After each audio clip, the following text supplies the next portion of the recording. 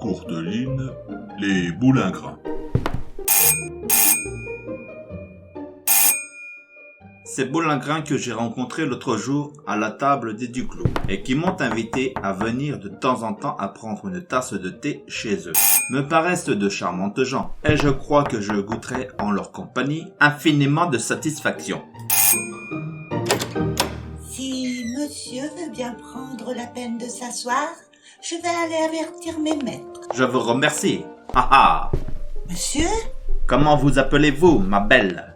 je m'appelle Félicie. Et vous? Oh, ce n'est pas une indiscrétion. C'est pour savoir qui je dois annoncer. Des rillettes. Des rillettes. Des rillettes. Ma foi, j'ai connu pire que ça. Tenez, dans mon pays, à Saint-Casimir, près d'Amboise, nous avions un voisin qui s'appelait Pied de Vache. Oui, eh bien, allez donc informer de ma visite à madame et monsieur Boulingrin. J'y vais. Au fait, non. Un moment, approchez un peu, que je vous parle. Vous n'êtes pas qu'une jolie fille, vous. Vous êtes aussi une fine mouche. Peu. De mon côté, j'ose prétendre que je ne suis pas un imbécile. Pardon, je pensais à autre chose. Je crois que nous pourrons nous entendre. Il y a longtemps que vous servez ici? Bientôt 2 ans. À merveille, vous êtes la femme qu'il me faut. Vous voulez m'épouser? Ne faites pas la bête, ce n'est pas de cela qu'il s'agit. On peut se tromper. Excusez. Félicie, écoutez-moi bien. Et surtout, répondez franchement. Si vous mentez, mon petit doigt me le dira. En revanche, si vous êtes sincère, je vous donnerai 40 sous. C'est trop. Cela ne fait rien, je vous les donnerai tout de même. En ce cas, allez-y. Questionnez. Entre nous, madame et monsieur Boulingrin sont de fort aimables personnes. Je vous crois. Je l'aurais parié. Gens simples, n'est-ce pas? Tout ce qu'il y a de plus. Un peu popote? Un peu beaucoup. Très bien. Ménage très uni. Uni, mais c'est au point que j'en suis quelquefois gênée. Jamais une discussion, toujours du même avis. 2 tourtereaux, monsieur. 2 ramiers. Allons, je constate que mon flair aura fait des siennes, une fois de plus. Je vais être ici comme dans un bain de sirop de sucre. Voilà vos 2 francs, mon petit chat. Ça ne vous gêne pas? Non.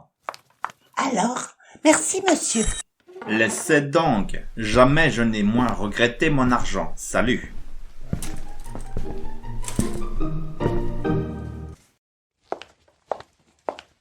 Demeure calme et tranquille, asile de paix où je me propose de venir 3 fois par semaine passer la soirée cet hiver. Les pieds chauffés à des brasiers qui ne me coûteront que la fatigue de leur présenter mes semelles et abreuvés de tasses de thé qui ne me coûteront que la peine de les boire. Oh, agréable perspective, rêve longtemps caressé, vision 100 fois douce à l'âme du pauvre pique-assiette, sentant la vieillesse prochaine et pensant avec Racan que l'instant est venu de faire la retraite. Ne demande pas mieux que de la faire à l'œil sous le toit hospitalier d'autrui. Cependant, depuis un instant, Félicie, agacée, mime le coup du rasoir.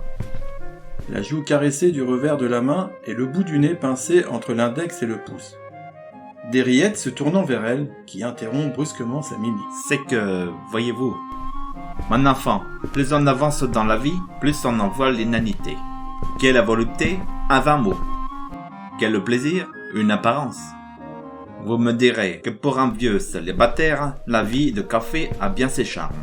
C'est vrai, mais que d'inconvénients. À la longue, ça devient monotone, onéreux. Et puis, il arrive un âge où...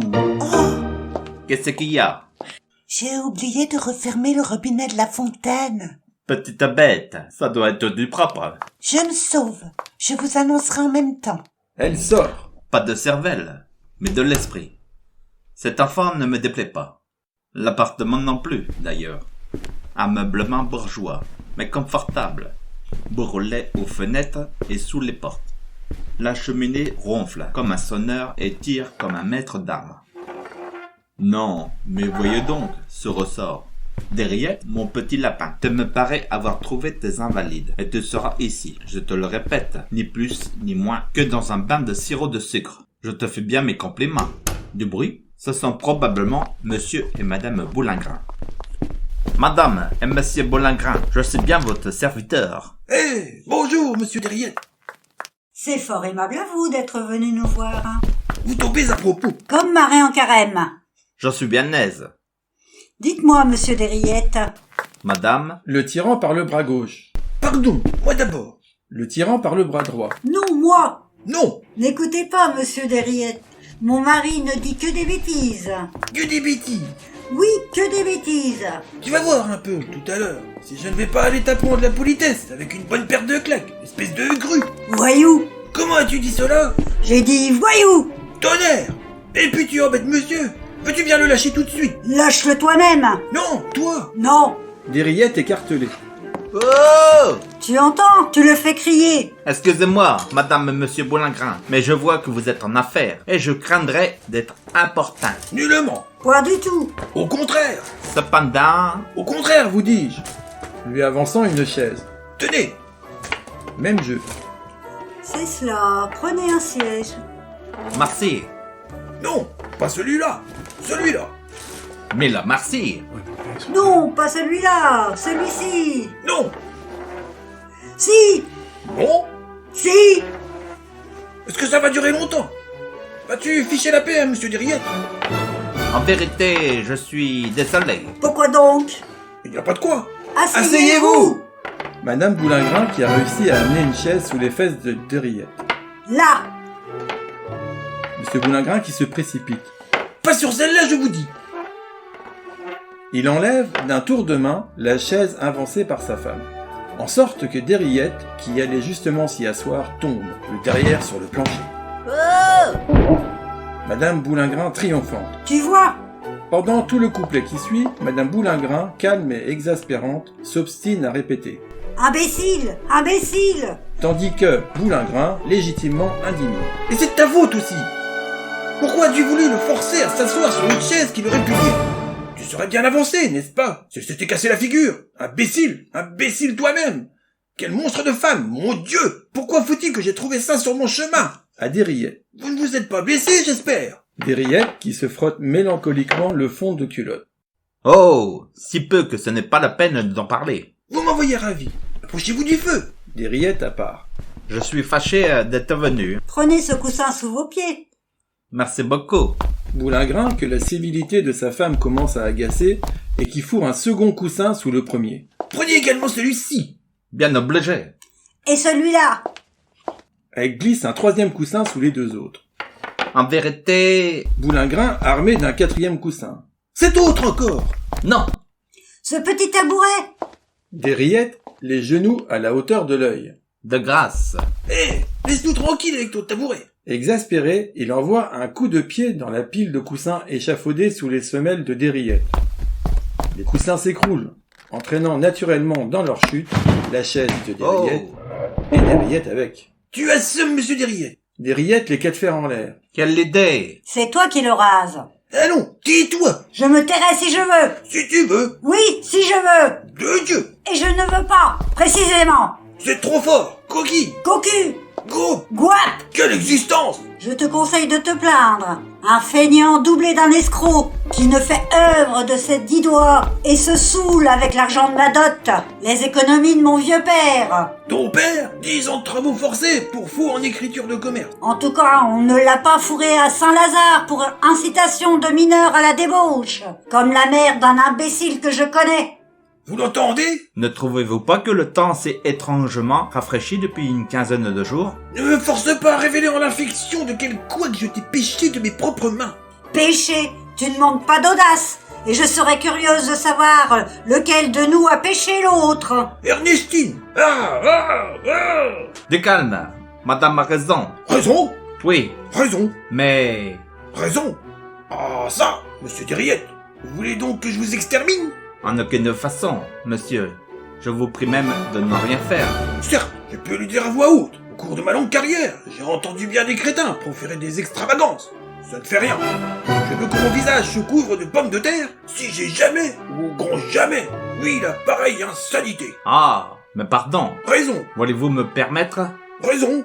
Écoutez-moi. Une trique, qu'on m'apporte une trique. Je veux casser les reins à Monsieur Derriette, car la patience a des limites. Et à la fin, ceci passe la permission. Comment? Voilà une bougresse, fille de voleur, voleuse elle-même, qui me fait tourner en bourrique, m'écorche, me larde, me fait cuire à petit feu. Et c'est elle qui a raison. Une gueuse qui me suce le sang, me ronge le cerveau, le poumon, les reins, les pieds, le foie, la rate, l'œsophage, le pancréas, le péritoine et l'intestin. Et c'est elle qui a raison. Voyons... Ne faites pas attention, il est fou. Raison. Vous dites qu'elle a raison parce que vous parlez sans savoir. Comme une vieille bête que vous êtes. Trop aimable.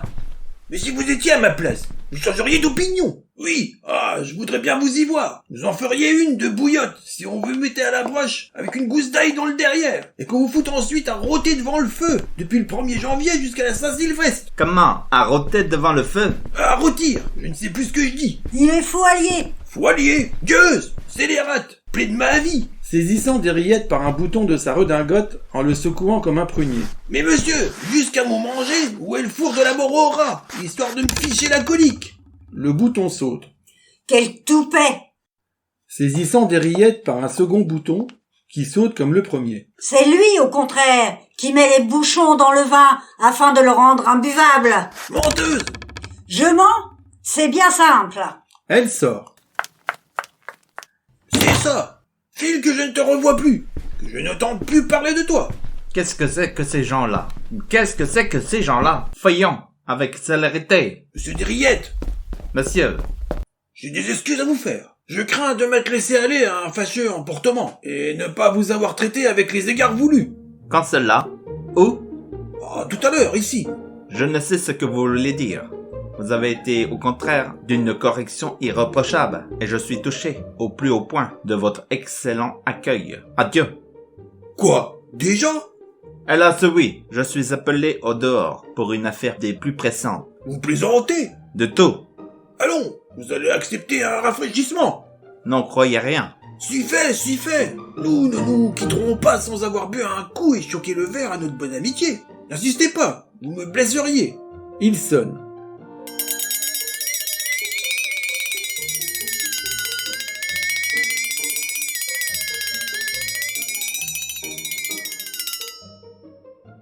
Je croirais que vous avez de la rancune contre moi. À la bonne qui apparaît. Allez me chercher une bouteille de champagne. Bien, monsieur. Elle sort.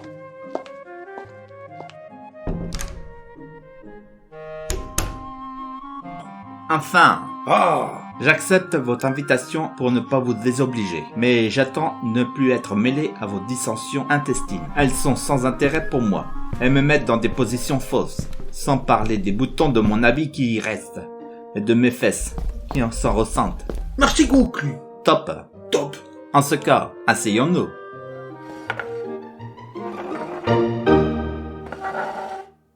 Ils prennent chacun une chaise, s'installent près l'un de l'autre, et, souriant, se contemplent un instant en silence. À la fin. J'ai idée, monsieur Derriette, que nous allons faire à nous deux une solide paire d'amis. C'est aussi mon avis. Vous m'êtes fort sympathique. Je vous le dis comme je le pense. Sans doute, j'apprécie vivement l'agrément de votre causerie. Plein d'aperçus ingénieux, fertile en piquantes anecdotes, et en mots à l'emporte-pièce. Mais une chose surtout me plaît en vous, le parfum de franchise, de droiture, qui émane de votre personne. Gageons que la sincérité est votre vertu dominante. Forcé d'en convenir. À merveille. Nous allons l'établir sur l'heure. Donnez-moi votre parole d'honneur de répondre sans embâge, sans détour et sans faux fuyant, à la question que je vais vous poser. Je vous la donne. Bien, dites-moi, tout de bon là, le cœur sur la main, croyez-vous que depuis la naissance du monde, on ne vit jamais rien de comparable, comme ignominie, comme horreur, comme infamie, comme abjection, à la figure de ma femme? Ça recommence. Ah, vous en convenez. Permettez. Et encore, si ce n'était que sa figure. Mais il y a pire que cela, monsieur. Il y a sa mauvaise foi sans nom, Ça passe 16 dames, sans exemple. Un détail dans le tas. Nous faisons lit commun, n'est-ce pas? Eh, que diable! Sapristi! Laissez-moi donc parler. Vous vous expliquerez tout à l'heure. Donc, nous faisons mon lit commun. Moi, je couche au bord, elle dans le fond. Ça l'embête. Très bien. Qu'est-ce qu'elle fait? Elle m'envoie des coups de pied dans les jambes toute la nuit, comme ceci. Il lance un coup de pied dans le tibia de Dériette. Oh! Hein? Quelle sale bête! Ou alors elle me tire les cheveux, comme cela. Ah! N'est-ce pas, monsieur, que ça fait mal? Bien mieux, quelquefois le matin.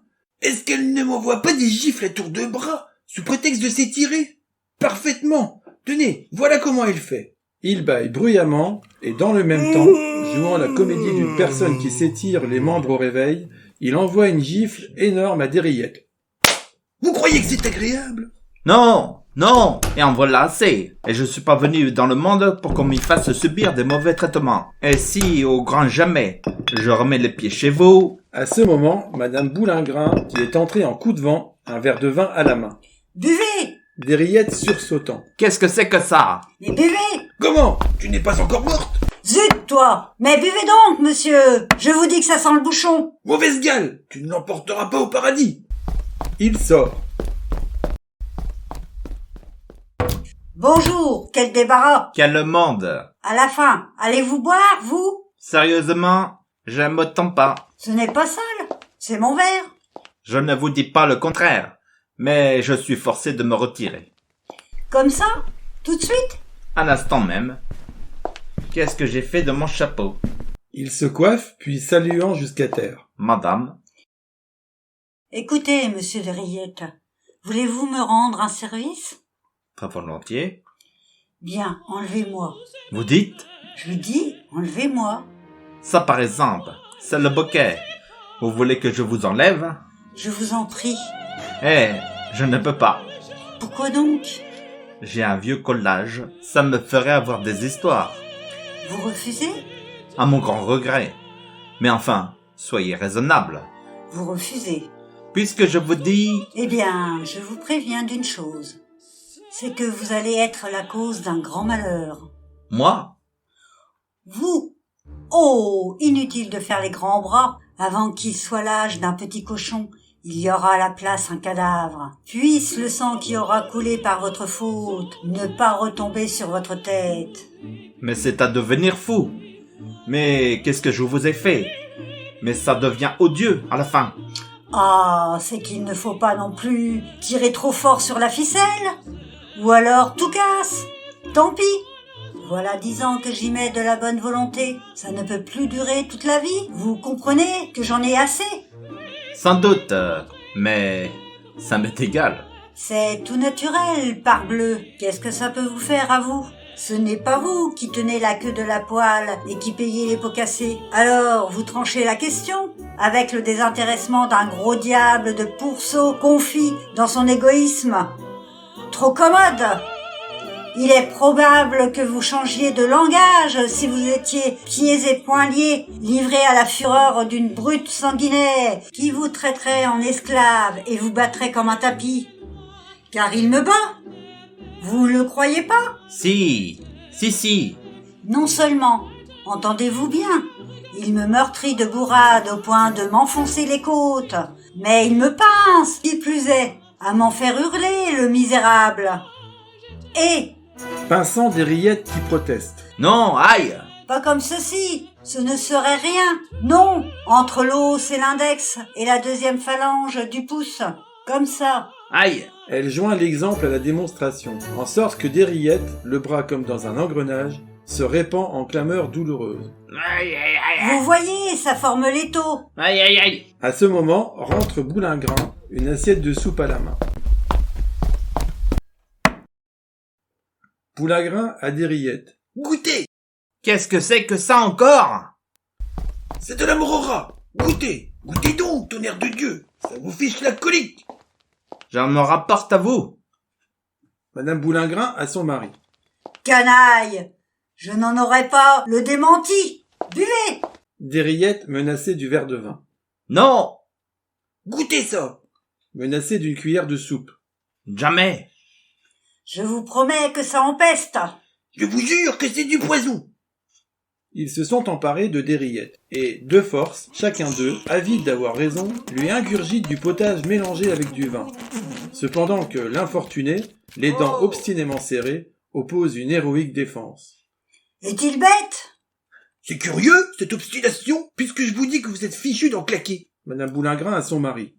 Dis donc, quand tu auras fini de gaver Monsieur Dériette, est-ce que tu le prends pour une volaille? Et toi, le prends-tu pour une éponge? Saleté! Gueuse! Peste! Choléra! Et puis tiens! De sa main lancée avec violence, il envoie à Madame Boulingrin le contenu de son assiette. Dériette, qui a tout reçu. Oh! Boulingrin s'excusant. Pardon, simple inadvertance! Goujat, ignoble personnage! Tiens! Dériette, ruisselant d'eau rougie. Ah! Excusez, c'est bien sans l'avoir fait exprès. Là-dessus, nous allons en finir. C'est toi qui l'auras voulu. Elle tire de sa poche un revolver. Boulingrin, terrifié. À moi! Au secours! Il se réfugie derrière Dériette. Tu vas mourir. Dériette à Boulingrin qui s'est fait de lui un paravent. Ah! Non! Hé! Lâchez-moi! Pas de blague! Boulingrin, au comble de l'effroi. Ne bougez pas, bon sang de bonsoir! Madame Boulingrin, ajustant. Ôtez-vous, Monsieur Dériette. Non, non! Ôtez-vous de là. Je tire. Restez, je suis un homme perdu! Je la connais, elle est capable de tout! Protégez-moi, monsieur Dériette! C'est à ma vie qu'elle en a! Ah, la misérable! La gueuse! Au secours! Au secours! Ah, c'est comme ça. Vous ne voulez pas vous retirer. Eh bien, tant pis pour vous. Il faut que ça finisse. Il faut que ça finisse. Monsieur Boulingrin, par pitié! Madame Boulingrin, je vous en prie, je ne veux pas mourir encore. Quelle sale inspiration que j'ai eue de venir passer la soirée. Oh, mais arrêtez! Canaille, Qu'est-ce tu qui se l'auras passe? voulu, tu l'auras Vous voulu. êtes fou. Je vais te tirer dessus. Oh, mais lâchez-moi, Bougez pas, monsieur ce Boulingrin, ça bougez commence pas, à je suffire. dis. Je commence à en avoir marre. Oh, quelle idée! Il souffle la lampe. Vise-moi donc, maintenant! Ils sont plongés dans le noir complet. Ah, tu voulais m'assassiner! Oh! À mon tour. Ah! Canaille! Aïe! Aïe! Poison. Oui! Crapule! Aïe! Aïe! Escroc. Escroc! J'en ai marre! Et puis feu. Ah! Une balle dans le gras. As-tu dire? Eh bien, je casse la glace! Ah, tu casses la glace. Eh bien, moi, je casse la pendule.